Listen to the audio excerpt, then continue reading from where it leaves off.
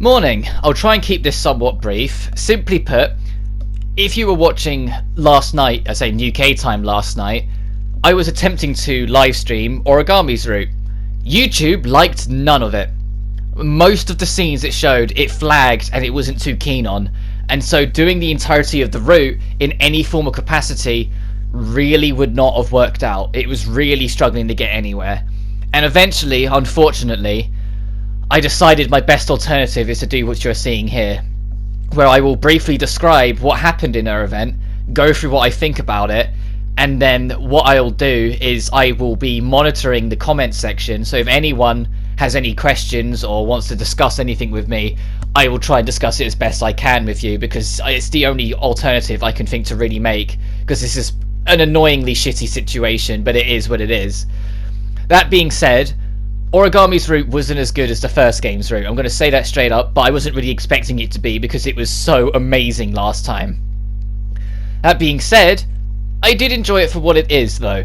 Similar to Toka's route, it's a lot less serious and more just having fun.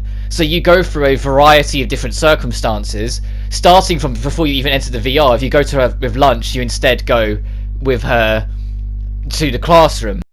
The very first VR session that you have with her, the scenario once again involves the infirmary like it did with the first one of Toka, but she's an extremely shy, self-aware girl hiding away that happens to have been watching you and knows your name. And after a bit of a awkward introduction, she tries to leave, trips over, and ends up kind of revealing herself a little bit, and then she gets a little annoyed, but at the same time a little turned on at the fact that the only way you could have known her name is that the inside of her skirt has her name labelled on it. And so she's like, well, hang on a minute, how do you know my name? But in reality, it's because we overheard it, but it gives her a reason to get the wrong idea because this is Origami. Next was a weird one. Next was the role reversal of the slave master thing. You know, with Toka, we had one where it was like we were a master and she was a slave. Well, it's the other way around, where it said it was Origami was the master and we were the slave. We were hard simping.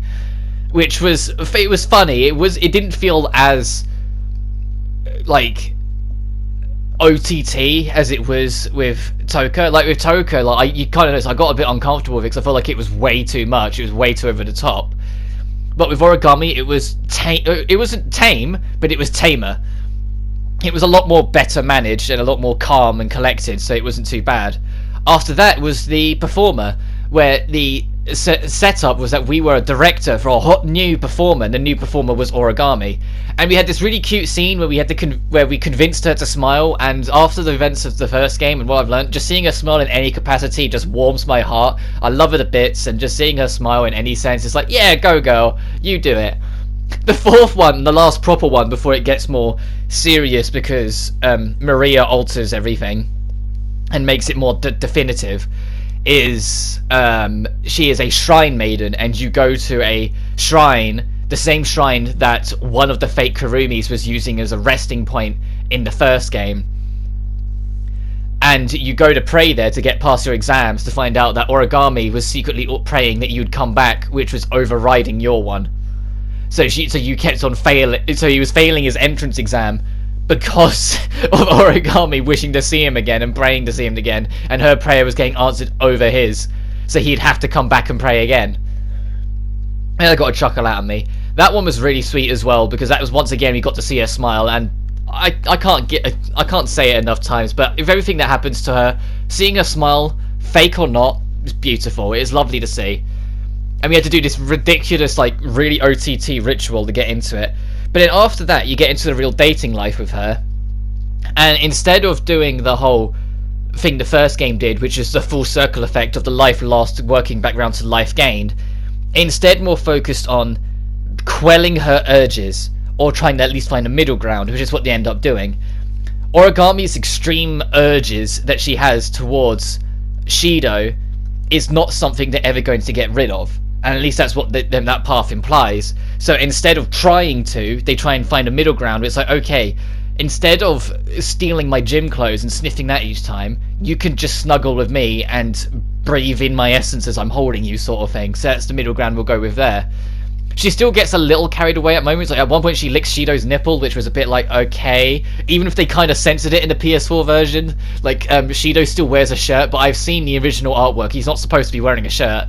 They censored it in the PS4 version, which is fucking funny in its own right when you consider everything else it doesn't.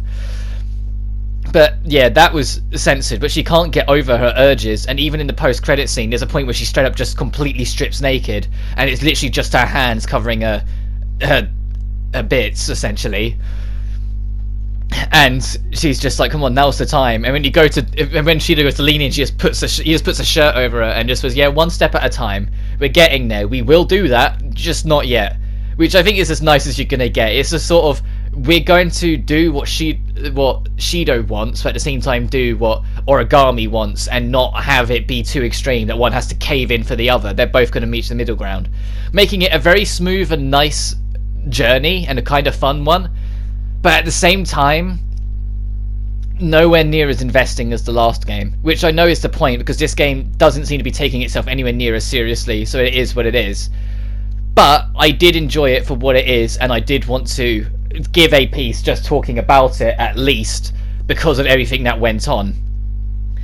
That being said, the next person I'll be running is Yoshino, so I'm at least going to re-record and talk over the last scene so you can get a little bit of an idea, but I won't be able to show anything because YouTube really didn't like me for this, so I can only apologise for that. But until the next stream, you guys take care.